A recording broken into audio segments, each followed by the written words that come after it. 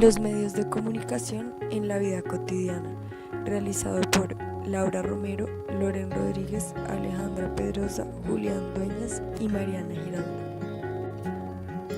Vanessa nació en 1955 en el seno de una familia clase media de Washington, Estados Unidos. Creció durante la popularización de la televisión en la vida cotidiana de los estadounidenses. Sus padres crecieron con la radio y el telégrafo. Comunicarse o enterarse de las noticias era complejo y demorado. Imagínate crecer viendo estas imágenes. Vanessa, igual que muchos jóvenes, vio por televisión los horrores de la guerra de Vietnam. No es sorprendente que para 1974, con tan solo 19 años, Vanessa haya participado en diferentes manifestaciones y protestas contra la guerra. Las grandes cadenas de televisión como CNN mostraban sin reparo y con exactitud lo que sus periodistas percibían en Vietnam: violencia y sufrimiento. Esta información, que pretendía ser neutral, fue codificada por los ciudadanos de una forma en que la opinión pública formó una posición crítica y de rechazo hacia la guerra. Las imágenes difundidas por los medios de comunicación por todo Estados Unidos eran tan reales como si la audiencia estuviera en el campo de batalla, que los jóvenes clamaban por el fin de la guerra. Vanessa sabía de la existencia de la Organización de las Naciones Unidas, pues en clase había visto que esta fue fundada en 1945 al finalizar la Segunda Guerra Mundial con el objetivo de mantener la paz mundial. Vanessa sentía demasiada rabia, porque a pesar de que su país había liderado la creación de este ente internacional, se había comprometido a difundir la paz en el mundo y evitar cualquier acto de agresión contra otro país, no lo estaba cumpliendo con la guerra de Vietnam. En el 2003, cuando Vanessa tenía 48 años, la guerra de Irak estalló. La prensa mostraba en televisión y otros medios de comunicación, como el internet, imágenes, videos y noticias del desarrollo del conflicto, pero esta vez Vanessa no sintió lo mismo que 30 años atrás, cuando era una adolescente y rechazó con indignación la guerra de Vietnam. ¿Pero qué había pasado? ¿Por qué ese cambio de actitud frente a la guerra de Vietnam y la guerra de Irak? Ahora había un mayor control de la información revelada al público estadounidense, ya que el gobierno, al ver cómo la opinión pública se había tornado en su contra durante la guerra de Vietnam, decidió regular las narraciones de prensa.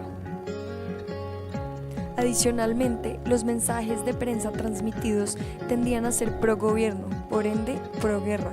Por eso, el público se vio influenciado a legitimar el conflicto y la intervención como una estrategia para defenderse del terrorismo. Esto a raíz del atentado que había ocurrido el 11 de septiembre de 2001. A principios del siglo XXI, los periodistas que querían comunicar la dinámica de la guerra de Irak tenían muchas barreras para reportar lo que pasaba. Su vida dependía de la protección que les brindaban las fuerzas militares en el campo de batalla, así como su comida y el transporte. Convivir de esta forma con los militares fieles a Bush en el campo de batalla representó para los periodistas una manera específica de transmitir la información.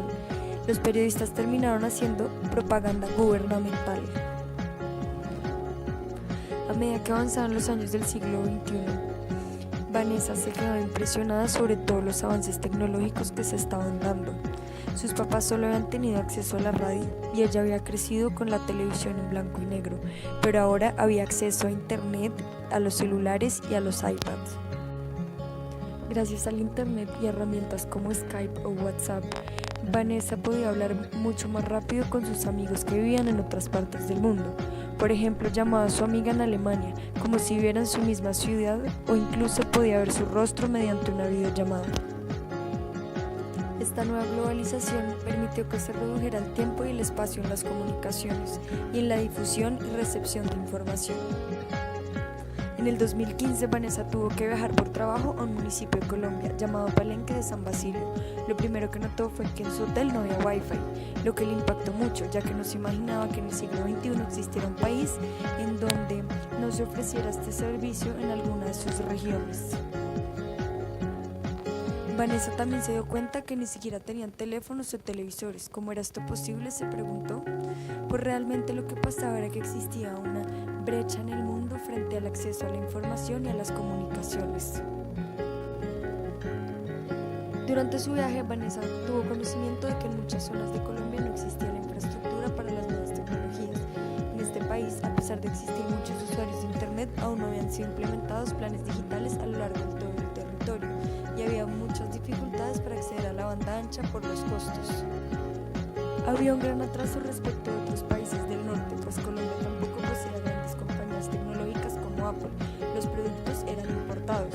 Colombia se encontraba en una posición de subordinación respecto de países como Estados Unidos y se preguntó, ¿tiene Colombia una participación activa en la gobernanza del ciberespacio?